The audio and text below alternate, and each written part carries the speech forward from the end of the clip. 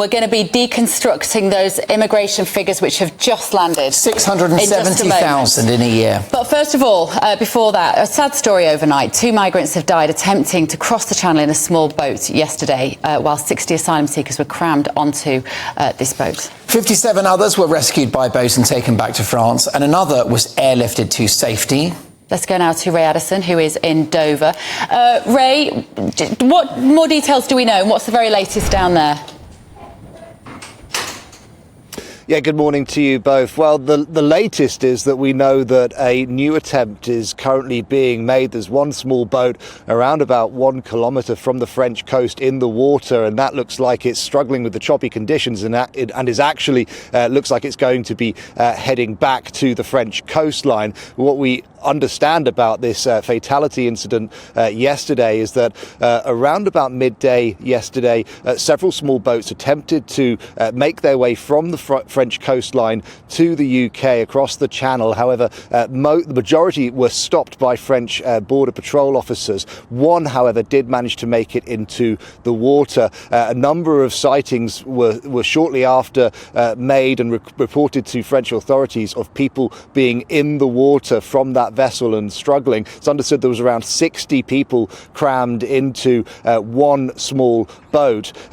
French authorities obviously responded very quickly. I believe they were assisted as well by UK maritime services too. However, there were 2 fatalities, a man and a woman who were both in their 30s. Another person was taken to hospital. It's not yet understood what condition they might be in. Now, of course, that is just the latest series of fatalities that we've seen in this very, very dangerous crossing, where there's been very dangerous conditions over the last week. The last large number of crossings was made on the 16th of November when we had about 350 people come across. There was more attempts, though, yesterday when we saw the RNLI bring in a number of migrants to Dungeness port as well, and several people had to be, one person had to be stretchered off, and ambulances responded as well, with several people suffering from the effects of being in the water in that situation as well. Now, of course, we know that these statistics are coming out today. They were released at 9:30 this morning, and what they're telling us is that in the year ending September of 2023, there were just over 45,000 detected irregular arrivals to the United Kingdom. Now, that not all of those are small boats, small boat arrivals. However, 83% were, although we're being told as well that between July and September of 2023, detected irregular arrivals were 33% down than in the same period the year before. However, this of course will be no comfort. OK, thank you, Ray. Ray Addison there. Now, if you're just tuning in, we've got the latest net migration figures.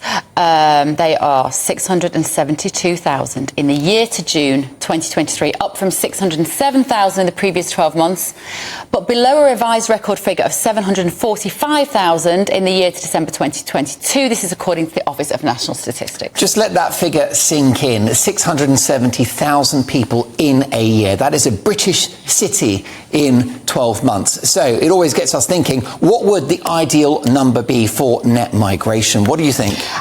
I think it's really difficult to put a specific number on it, but I wouldn't want it to be much more than about 100,000, I think, net migration. I don't know why that just feels instinctively right.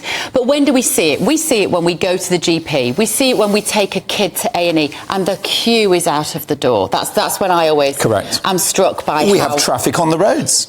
Awful traffic on the roads. It feels like there are so many people. We can't get enough rooms to rent, particularly in London. There are so many people that it means the prices of the rooms and renting has gone up enormously, hasn't it? Most definitely. There's also an assumption that all the people coming are brain surgeons and nurses and rocket scientists. That's not the case. These numbers will impact the welfare bill for this country as well. Now, a certain level of legal net migration is probably beneficial for the economy. I mean, there's a direct link between economic growth and levels of migration. But I think that both Labour and the Tories over several decades now have rather sort of manipulated those figures in order to boost growth, but it's a short-term gain because in the end, our infrastructure is creaking. And as we saw in yesterday's autumn statement, the country's broke. We live beyond our means. How adding 700,000 people in a year or just under is going to help the economy is anyone's guess. I don't know, Mark. And I think, you know what I'm seeing? I'm having some building work on my house at the moment. And it's very, very... Conservatory? No. It's very, very... It's not been done since I got divorced. It needed doing. Okay. It's very, very difficult to get labourers, builders, brickies, decorators. Now, you might say, well, that's a bad thing. But what the implications have been is, if you want your house doing, the implications is actually the wages for those people have gone up, which was one of the motivations behind Brexit, so that we wouldn't have lots of cheap labour here undercutting British-born plumbers, builders, carpenters, whatever, who want to do the work. Yeah. But it feels now, in looking at these numbers, well, who are these people? Who are the 700,000? Are they fulfilling the right skills that we need for people in this country? Well, even if they are skilled, and plenty will be, the issue is, can the country cope? Our infrastructure, as I say, is absolutely creaking. The other issue you've got is over 5 million people in this country of working age who are not active in the economy. 1 million job vacancies out there. They should be filled by the Brits that we already have here. And we've got a culture of importing people to do the work that our own citizens won't do. Jeremy Hunt talked yesterday about how it's got to pay to work. Well, in this country, it still pays not to work. It does. We're going to be digging into these numbers. As we say, this is hot off the press. These figures broke about 10 minutes ago now of this number. It's always interesting to see on a day like this how the government will spin these figures. What will the detail be that they can make something of to make some sort of political capital? And we've spoken a lot about the economy, but what about our society, our culture? The principle of that many people coming in a year is bound to be unbalancing, bound to be disruptive for the equilibrium of our communities. That makes sense. Of course it does. And why does it make you a bad person to debate that? I mean, do you know what I think we need? I think we need a referendum. I know we've got a bit of a sort of bumpy history with referendums, but I think we need a referendum on levels of legal net migration. I just can't imagine they would ever engage in such a democratic process at the moment. Mark White is here. Luckily, Mark, good to see you. Now, you've had these figures as well for about 9.5 minutes, I think, thereabouts. What do we know about the detail? Right. So net migration, obviously, is the figure that everybody has been waiting for. We know that's 672,000, up from 606,000 in the last comparable figures.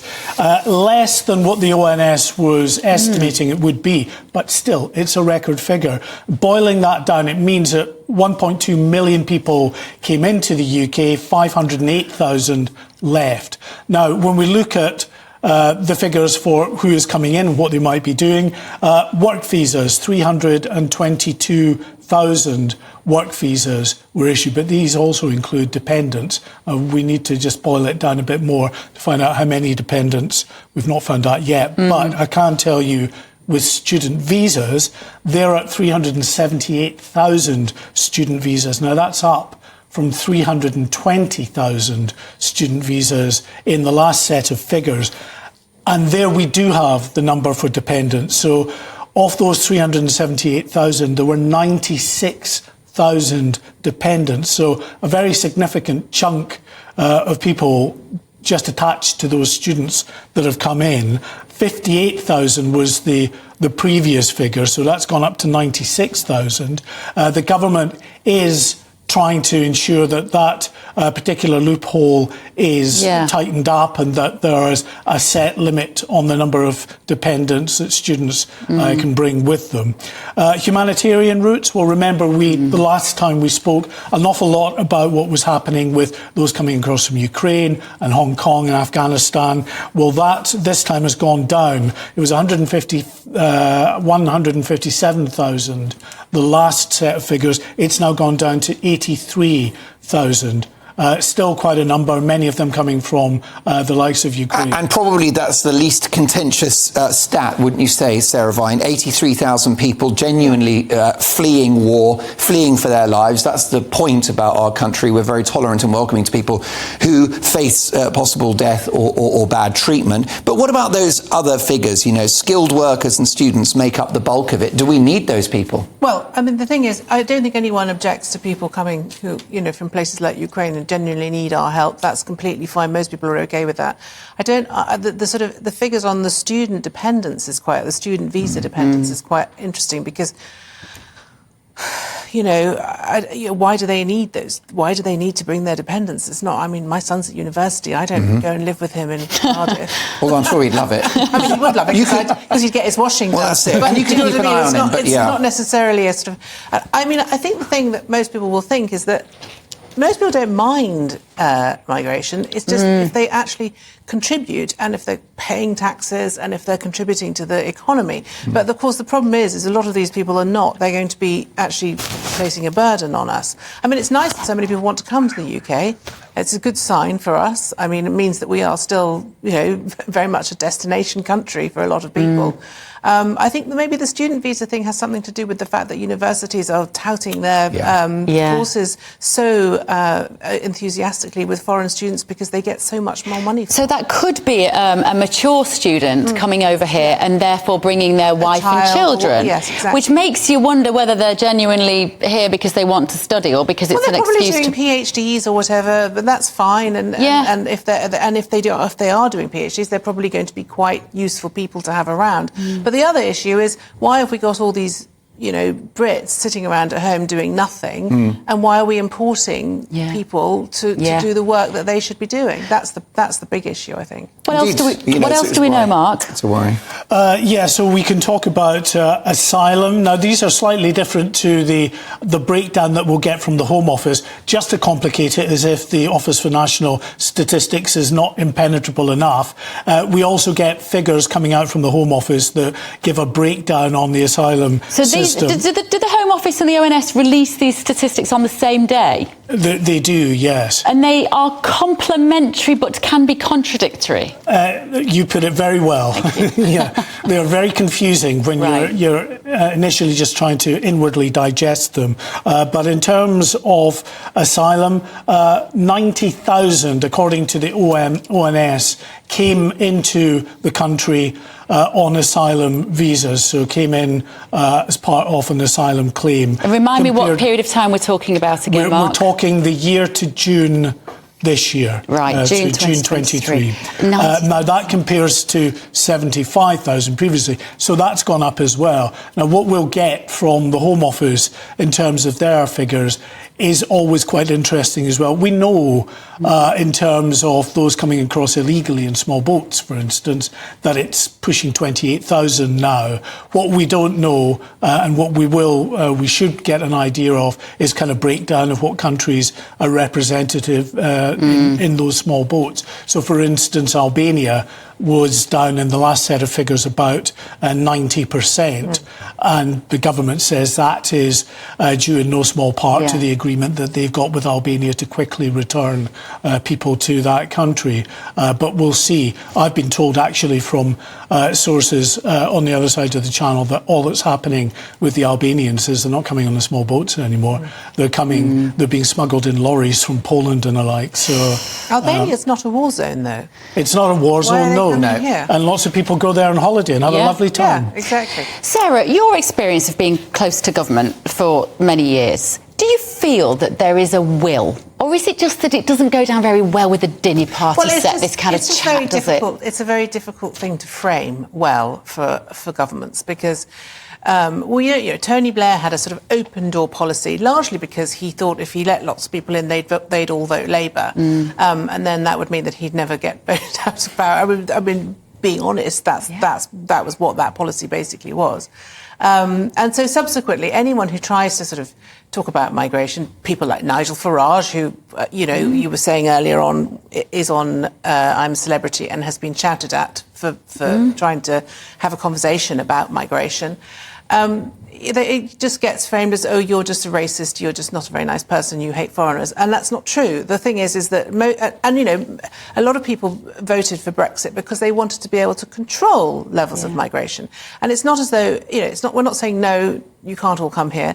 Just we have to have a quota, and that quota has to be respected, because otherwise the infrastructure of the country cannot really cope. And I think, you know, we see that every day in our public services. And, you know, Labour will say, oh well, you know, the problem is that the Tories haven't invested enough in the NHS and stuff. They've thrown billions at it. Yeah. It's just that the client base, for want of a better word, of the NHS is so huge now, because there are so many people. It's, you know, if you're trying to deliver a service that's free at point of delivery, and you've got so many people using it. This idea that it's so interesting, I find it so interesting that politicians can't say they are in favour of low migration, even though they know it would be a vote winner. It regularly comes out, the top 3 things that British people feel most strongly about. Brexit, to some extent, was the closest we will get to a referendum on the number of people we want to be able to freely come and live here. And the British public voted that we would like less migration. So I'm still not quite sure about why it's politically difficult to manage that. Because it's just not very PC. It's, you know, you're supposed to say that everybody should be able to come here because, you know, that's what we are. I mean, and the other problem is, and I think this is a really interesting argument, is that it's very difficult when people say, why are so many people coming to the country? Well, a lot of Brits don't want to do the jobs that those people are doing. Let's be honest about that. Yeah. They're coming here because they're prepared to do the things that British people don't want to do, because they'd rather stay at home and take their benefits. So I think, you know, Ian Duncan Smith is very interesting on this, because he's been arguing for years and years and years that we need really proper, serious welfare reform. Yeah. Because the problem with Britain is that it is, even now that we're outside of the EU, so we don't have to offer people the same benefits as the rest of the EU, which is what we had to do when we were in the EU. Even now that we're out, we are still an absolute peach of a country to come to, because you will get looked after. You won't, you know, you will get benefits. You will get money given to you and thrown, and it's just the way it is. Yes, and we're a very tolerant, welcoming nation as well, so it's an attractive place to come. You go to somewhere like, I mean, I grew up in Italy and France and Spain, and you know, people say, oh, Britain is a racist country. Trust me. Try going somewhere like Italy. You know, people are horrible to foreigners. Eastern European countries as well are very unwelcoming. We're very, generally speaking, you know, compared to the rest of Europe, we're actually very, very not racist, very welcoming. But the thing is that there's a limit, because everybody has their limit, and you can't completely exceed that all of the time without people getting fed up. I just wonder, Sarah and Mark, whether Rishi Sunak and the government are hiding behind the small boats crisis, which in my view is a humanitarian, economic and national security disaster. But, you know, the numbers drop in the ocean compared to these figures. And I just wonder whether that is the elephant in the room. And also the societal impact. OK, so Britain is a great melting pot. It's a diverse society. I think the most integrated society in the world, if you ask me. But it's not healthy, is it, for a country and a culture to have that level of net migration annually? Well, it depends. If the people coming want to live in Britain and they come here because they like our country and they like our liberal democracy and they want to be part of it, fantastic. But if you're coming here because you somehow want to try and undermine that country and those values, then no. So again, there has to be there has to be a line. And that's where it becomes a political hot potato. Because what kind of impositions do you make? You're right about the small boats. It's a dog whistle issue. It's very visceral. People see these awful tragedies happening, but it's not the small boat. You know, in terms of net migration, in terms of figures, the small boats, as you say, aren't really the big problem. When might we expect, Mark, to have a statement from the government maybe about this? Oh, any time. I'm sure that there will be a statement. I think, just to go back to your point on the small boats, the difficulty about the small boats is it is a highly visible manifestation of the government's failure to get a control on its borders. But you're right, in terms of the actual migration figures, those coming legally into the country, you know, they dwarf those figures on the small boats. I should say, we're told as well from the Home Office that 75,000 asylum applications, that differs from the ONS figures of those who came here having achieved asylum, that came and migrated to this country, 75,000, which is 10% lower than the previous year, they claim. In the year ending September, those a bit more figure, there were 5,500 enforced returns, which was an increase of 54%, but only 5,500 returns when you're talking about tens of thousands of people coming illegally each year into the country. Super. Right, thank you.